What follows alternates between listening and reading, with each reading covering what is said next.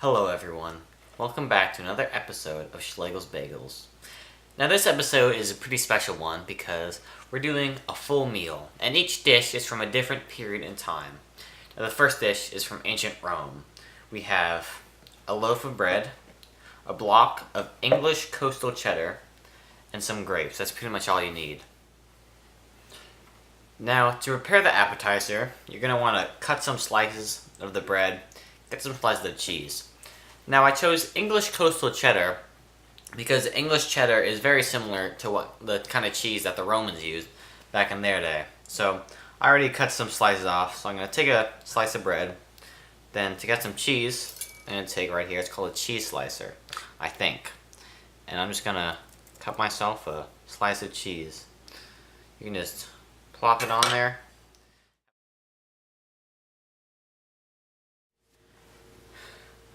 Alright, now the first real dish we're going to make are dumplings. Now these are going to be pork dumplings. So the ingredients you're going to need about 15 of these little squares. These are wonton wrappers. You need about 5 ounces of ground pork. You'll need ginger root, about half a teaspoon. About 3/4 of a clove of garlic. Whoops, lost that there. About 1 teaspoon of green onion. You need 2 teaspoons of soy sauce, 1.5 teaspoons of sesame oil, and 3/4 cup of Chinese cabbage, otherwise known as Napa cabbage. Okay, so I'm going to start off by taking the ginger root, and you have to mince it. So what I'm going to do is I'm going to cut off about, it's called a coin. Then you have minced ginger. So you're going to need about half a teaspoon of this. So I'm just going to take this, try and measure out half a teaspoon. And in the immortal words of my grandfather, that looks close enough. So just put that aside for safekeeping. Next up, I'm going to mince 3/4 of a clove of garlic. Okay, so after you've minced about 3/4 of a cup of a clove of garlic, I'm just going to put it in the same bowl as the ginger, because they're all going to the same place anyway, so it doesn't really matter. So now I'm going to thinly slice this green onion. Okay, so here I've got about 1 teaspoon with a little bit left over of green onion. So I'm just going to plop that right in there. Get on my work. Alright, so now I'm going to move on to the Napa cabbage. Alright, so here I've got close to 3/4 of a cup of chopped Napa cabbage. Alright, so now I'm going to add 1.5 teaspoons of sesame oil. Now 2 teaspoons of soy sauce. Alright, now that I've got all the ingredients in my bowls, I'm just going to go ahead and mix them all together.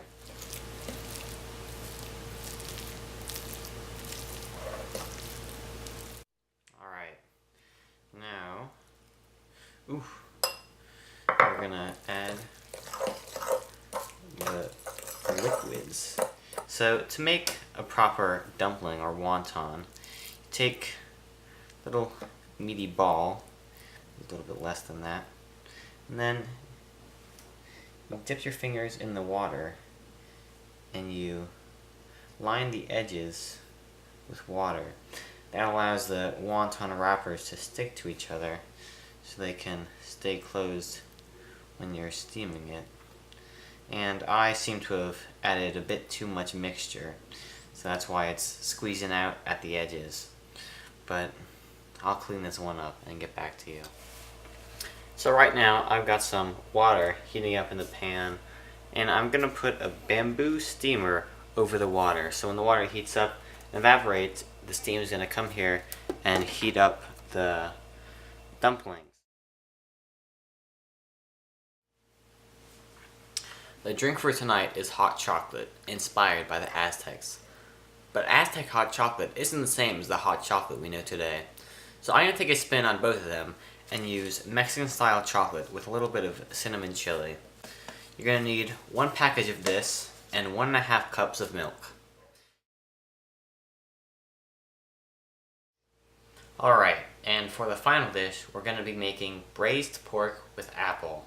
This is from Civil War times. They would just throw some pork in a little pot above fire and just let it cook for a while. So to simulate that, I'm going to be using a slow cooker, which I have behind me, you can't see here. But to make it, we're going to need a whole onion, a whole apple, about 6 cloves of garlic, a handful of sage and basil, some pepper, some salt, and 2 sirloin porks.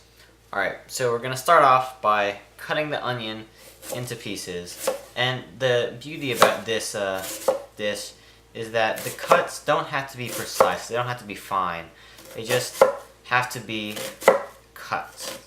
So now I'm going to move on to the garlic. Garlic, just as I said before, doesn't have to be perfect. Just has to be sliced. Now it's time to chop the apple. Alright, now that you've chopped your apples, time for the last chopping. Just gonna take the herbs, sage and basil, and you can just chop them really roughly. Just group them together and just give them a nice chop. Now with all your ingredients chopped, you're gonna bring out the pork sirloin. What you're going to do with this, you're going to give it a nice grind of pepper and salt.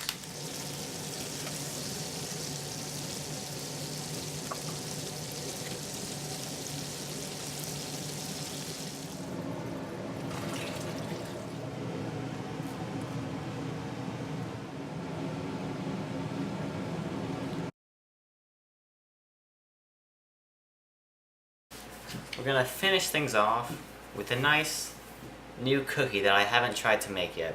This cookie is called a brownie cookie. First off, you're going to need about 2 ounces of unsweetened chocolate, 4 ounces of semi-sweet chocolate, 4 ounces of butter, half a teaspoon of salt, half a teaspoon of vanilla extract, 1 cup of granulated sugar, 2 eggs, and 1.5 cups of sifted all-purpose flour. So first thing you want to do is preheat your oven to 375 degrees. The next thing you want to do is start mixing all the ingredients in a large saucepan. Now, in a large saucepan, you're going to want to have it on low heat. Start to melt the butter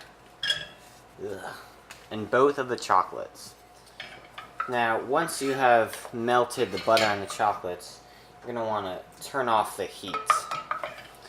After you do that, you're going to want to add all the other ingredients you have. Now, once you finish mixing all the ingredients in, you're going to have this kind of sticky, doughy-like dough. And so what you're going to do, you're going to take a little sheet of aluminum foil. I super glued it down just to make things easier. And you're going to take 2 tablespoons. And with one of them, you're going to take a scoop out. The other one, you're going to push it down onto the, whatchamacallit, onto the aluminum foil. Now, the next thing you're going to want to do is you're going to want to wash your hands. But here's the trick, folks. Don't dry them. Just kind of little spritz the water off your fingers. Makes it a little bit damp. Then you're going to want to take each mound and roll it into a ball. Once you've rolled it into a ball, put it onto some lined cookie sheets that I just have over on the side. Right, now it's been about 5 minutes, so I'm just going to switch the top and the bottom. And you should know when they're done because the top of the cookies should stop being so shiny and start becoming dull.